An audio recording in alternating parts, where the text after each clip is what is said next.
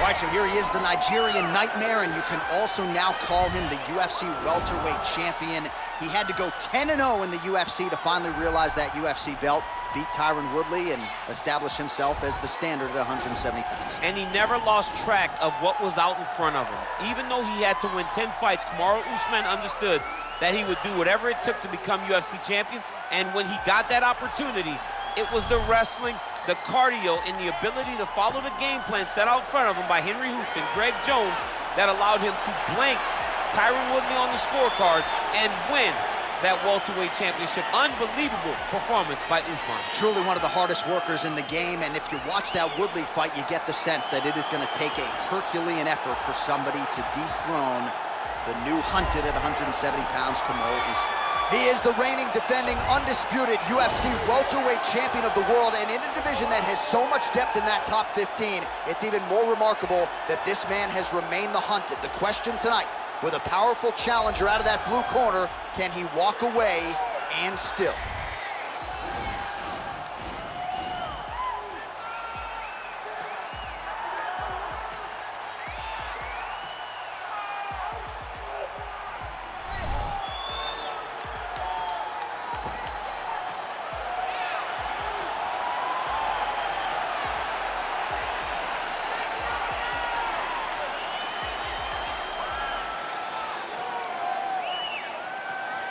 And now our tale of the tape for this welterweight championship fight.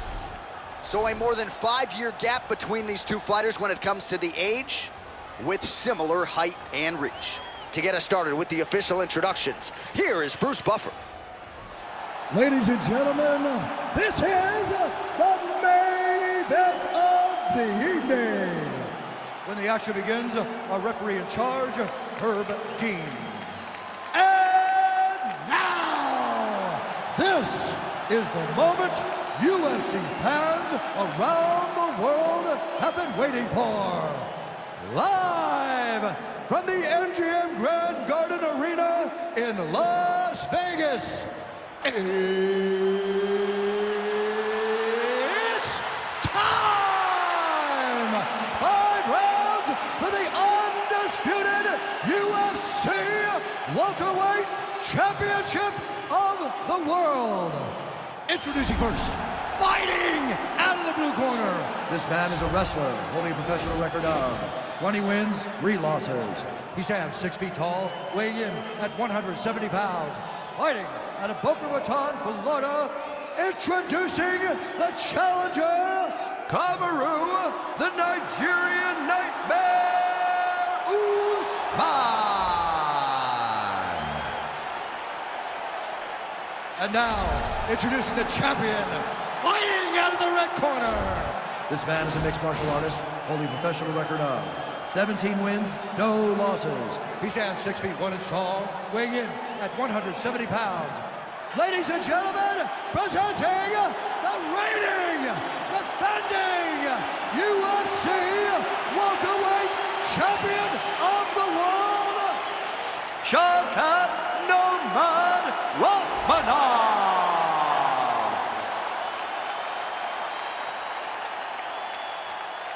All right, this is for the championship. You've been giving your instructions in the dressing room. Protect yourself at all times. Follow my instructions. We will have a clean fight. Touch gloves, let's make it official. They touch him up, and we are underway. Ready. Ready to fight. All right, so the fight is now underway. On one side, you have a fighter who does everything well, taking on a true grappler on the other side. Going to be interesting to see how long he can keep it up with. I mean, Damian Maia may be the most specialist type of grappler in the UFC. This guy resembles him in a number of ways. Let's see how he manages this fight against a guy that can do just about everything inside the octagon. Oh, nice knee to the body for him there. Very nice.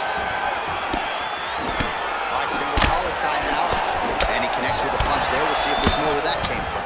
Boxing, boxing, boxing. Left hand punch from the clinch. Rips the body. Quick level change. Oh, he went single, rotate head outside. This dude's going for a ride. Big slam takedown. That was beautiful. All right, right, so you got to be careful playing on the ground with this guy. You don't want to mess around for too long. Oh, man, this ground and pound is good. Probably my favorite striking realm in MMA, and he's as good as it gets. The problem is the opponent is not controlling his posture. He's allowing his opponent to get up, and when he does, he creates this space to land these beautiful ground and pound combinations. I love watching this guy move on the ground. Another nice transition there. Such a high-level grappler. You don't see that very often. Outstanding ground and pound here. Somewhat of a lost art in MMA, at least in terms of making sure that every strike counts. Not an issue for him. He's making every single one of them count. He is not pity-patting. Now trying to hip escape. He's just trying to move out of this position off the bottom.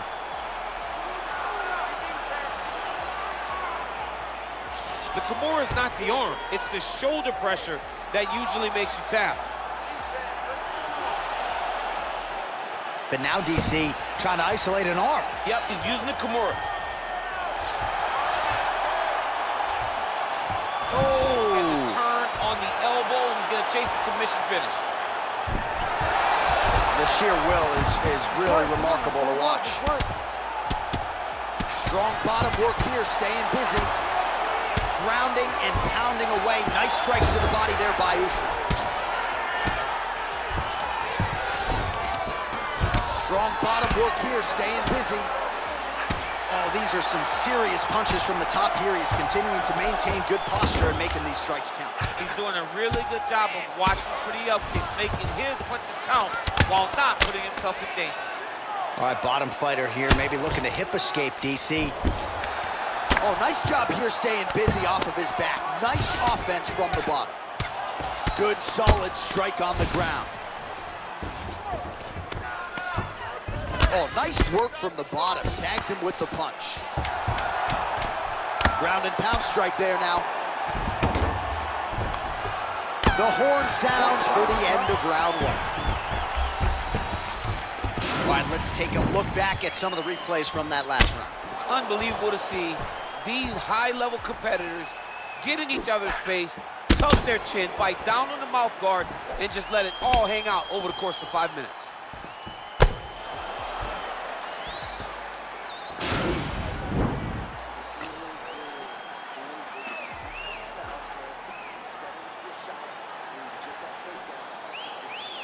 All right, here we go with our next round, and really shades of the Diaz brothers in that previous round. A lot of volume, a lot of accuracy, just a lot of efficiency on the field. Very, very efficient. Good round in the sense that he did not throw everything with absolute power, but he was touching the entire time. Then every now and again, he would set down with a strike that was really damaging his opponent. Fantastic. Potentially a critical takedown here. And he landed the right hand there. Keep it busy here off of his back. Nice offense from the bottom. Oh, that's a good right hand. Trying to guard pass here. Not today. No, it ain't happening. Good job understanding the transition. All right, so inside the open guard of his opponent. You got to be careful playing around for too long here on the ground with this guy. Close guard. All right, so he postures up here and now figures to rain down some ground strikes. Yeah, the grounded, yep, got to be very careful there.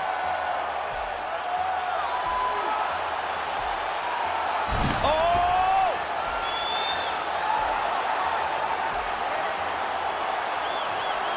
Oh, we're getting a finish here.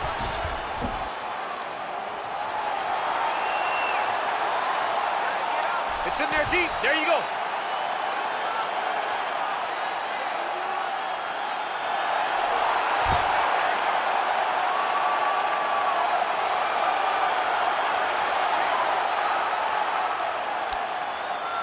He got it, John. How about it?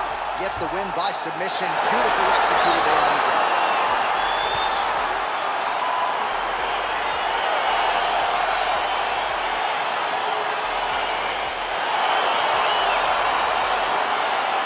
Let's take a look back at the replay as he gets it done by submission tonight, champ. Just watch how slowly he approaches the submission, though. He never rushes. He takes his time, but it's his trickiness.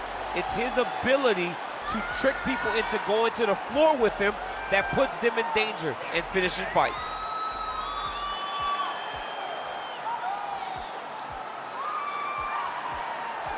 Well, it's one thing to earn a UFC title. It's another thing to get it done emphatically the way he did tonight. The undisputed UFC welterweight champion, your winner by way of submission. Ladies and gentlemen, referee Herb Dean is going to stop in this contest at 2 minutes, 41 seconds of round number 2.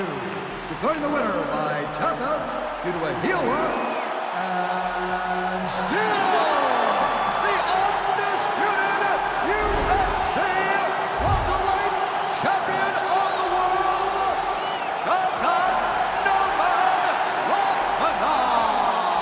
All right, so he came in the best welterweight in the world. Nothing changes tonight. Congratulations to the still UFC welterweight champ. He understands.